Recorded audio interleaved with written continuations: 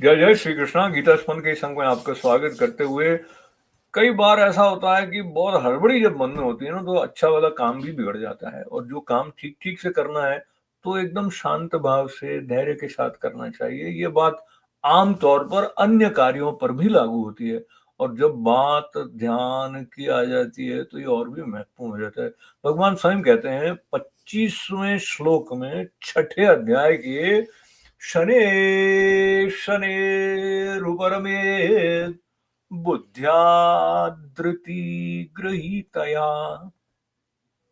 आत्मसंस्थं मनः कृत्वा न किंचिदपि चिंतयेत। तो शनैः शनैः का मतलब धीरे धीरे होता है कि क्रम क्रम से अभ्यास करता हुआ। ये क्रम क्रम से जो बात है ना, वो जो पूर्व श्लोक था जिसमें कि इंद्रियों के समुदाय को सभी ओर से भली भांति रोकने की बात थी, वहां से उसका अभ्यास धीरे धीरे करते हुए जो उपरक्ति को प्राप्त हो, मतलब एक प्रकार की उपरति, एक ऐसी अवस्था जिसमें कि गति करने की जो अकुलाहट है वो नहीं है। और धैर्य युक्त बुद्धि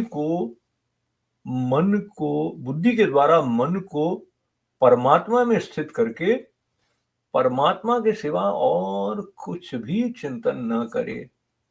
शनि शनि रूपर में बुद्धिया धृति गृहीतया आत्मसंस्थम मन कृत्वा, मन को आत्मा में संस्थ हो गया, स्थापित हो गया, स्थित हो गया, और फिर और कुछ चिंतन ही नहीं कर रहा है।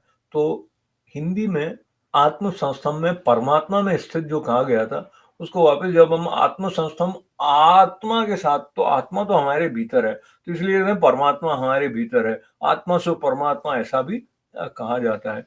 तो ये जो अवस्था आज की जो जीवन शैली हमारी है, जिसमें प्राप्ति की ऊहापोह, दौड़, प्रतिस्पर्धा से परे जीवन के सार को सूक्ष्मता से छूने की संभावना धीरे धीरे कम होती जाती है, क्योंकि हम औरों की देखा देखी अपने जीवन को बनाने लगते हैं।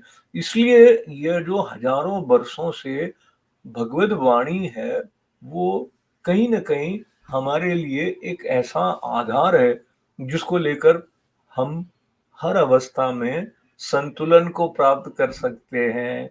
और अपने भीतर जो लबालब आनंद भरा हुआ है उसकी कुंजी भी श्रीमद् भगवद गीता हमें देती है।